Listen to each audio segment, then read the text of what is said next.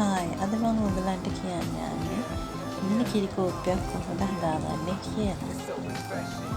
මම ඔෆිස් ගිහිල්ලා ආපුවම මහන්සියට මෙම මිනි කිරි කෝප්පයක් බොනවාමයි. මේ තියෙන ගිනි පිටි. කෝප්පයක් ගෙන ඒකට අන්න පිටින් හැරිගත්තා. ඊට පස්සේ හොඳින් නටන මොනවද ඒක එකතු කරන්න ඕනේ. ඊට පස්සේ මේක හොඳින් පැට දියවලට කලවම් කරන්න. ඊට පස්සේ දිය කරගන්න මේක උණුවෙන් පානය කරන්න. මේකෙන් කරන්නේ අපේ ශරීරයේ තියෙන විෂ ඉවත් කරන එක. වතුර අමාරු තෙහෙට්ටුව දියලෙනවා. ඕනම දෙයකට මේක සුදුසු පාන. ඔබත් අදම රස වෙනවා.